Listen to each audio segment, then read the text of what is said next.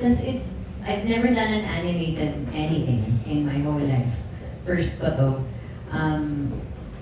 Although dubber ako dati, never ako nag-record for an animated feature or series or anything.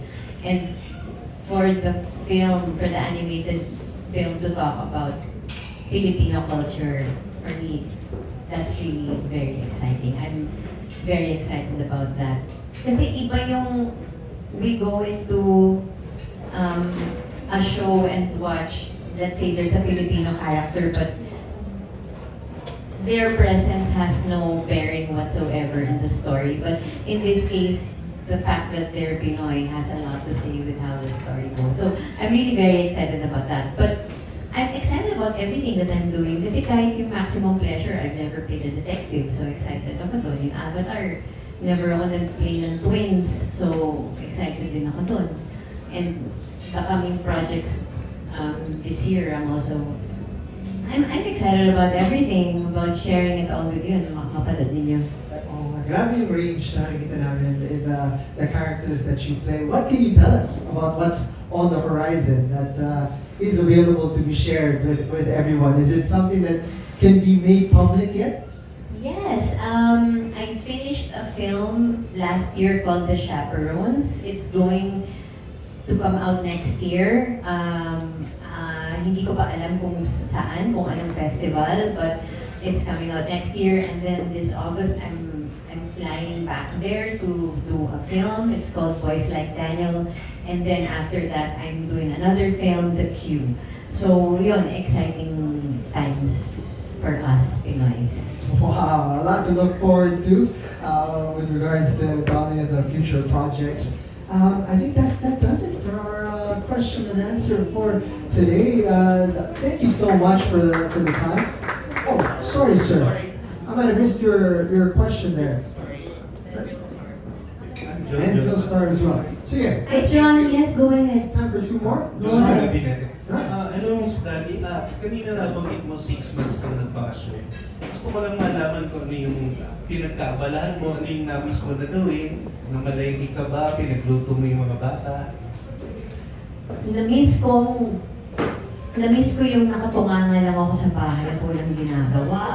Sobrang na-miss ko yun. Nagluto ako, namalengke ako, yes, ginawa ko lahat yan. Nag-grocery kami, nagtanim ako ng halaman, nag-alaga ako ng pusa, ano pa ba, nag-yoga ako, nag-try ako mag-yoga, tapos nag-try ako ng choir singing. Alam nyo ba na merong group na pwede mong attendan every Sunday, tapos magka-choir singing, ano tawag doon, harmony? Oo, ang saya-saya. So, ang sarap, chine-cherish ko yung mga ganyan kasi pag once na nagtrabaho na ako, wala na ulit yan eh. Ang sarap talaga nung nakaupo ka lang sa bahay at wala kang... Hindi kayong dali na actress. Oo, yes, exactly. At saka yung... Wala lang. Yung... Wala kang problemang... Kasi acting is a very stressful job, ha? It's very stressful. O, kahit masaya siya and it's fun, nakaka-stress siya. So, maganda siyang itong nakaraan.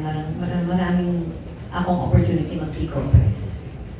Last question, Miss Dali, medyo fun question lang. Medyo lumawak na yung mundo mo, marami ka nang nakikilala.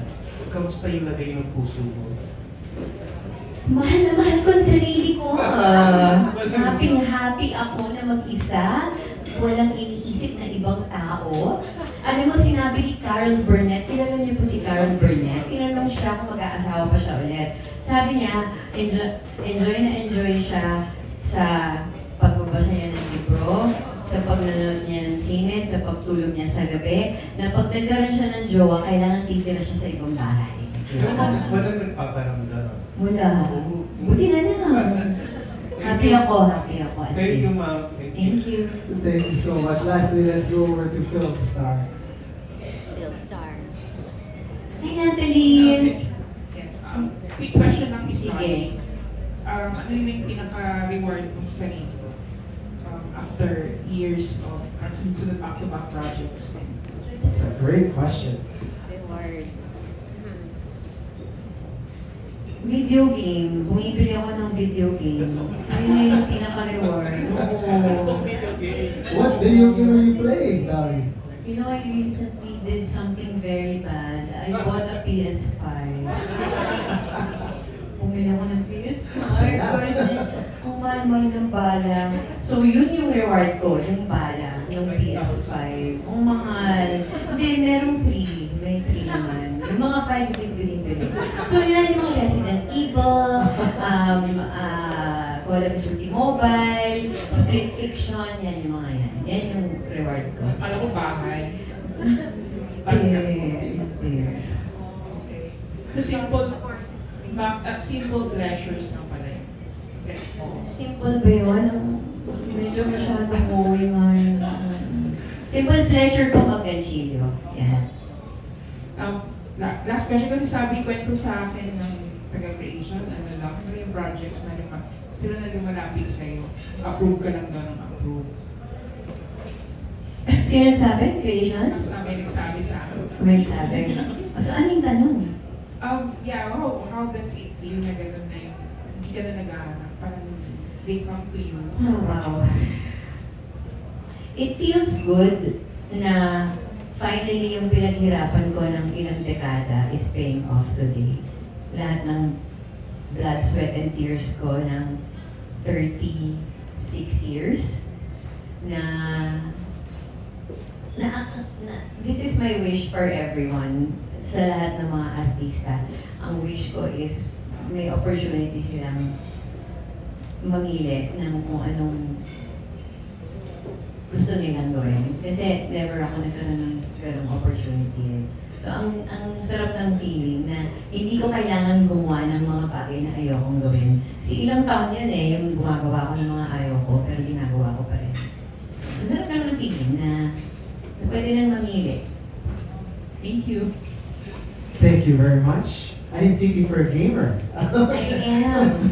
I'm an intense gamer. It was a bit of a surprise. Any last questions? Jeremy. This will be the last one. Hello. Hello. Neri from GMA. Hi, Neri. Connection to sa question ni Nat. Nagbago na po ba yung idea niyo of success? Oo. Nagbago na. Dati, hindi ko lang sabihin kung ano yung idea of success dati. Basta ngayon, iba na. Iba ng, for me, success is doing what makes you happy. Ganun lang kasimple. Ang simple-simple lang pala ng success. It's just doing what makes you, being able to do what makes you happy. That's what success is to me. Ano ba po yung nakakapagpa-excite sa inyo pagdating sa acting? Masarap na pagkain sa set. Pag masarap yung catering, hindi promise totoo yun. Kasi hindi palaging masarap ang pagkain sa set.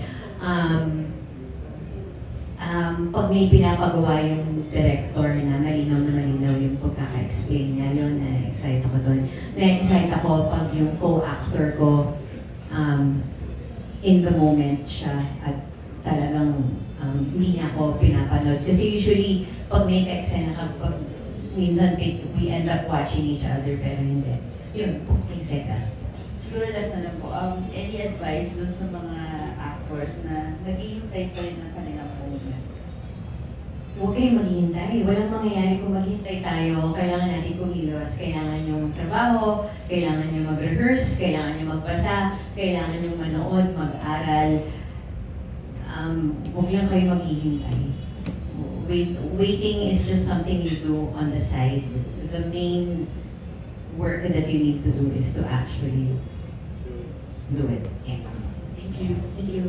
All right. Fantastic. Thank you for all your questions.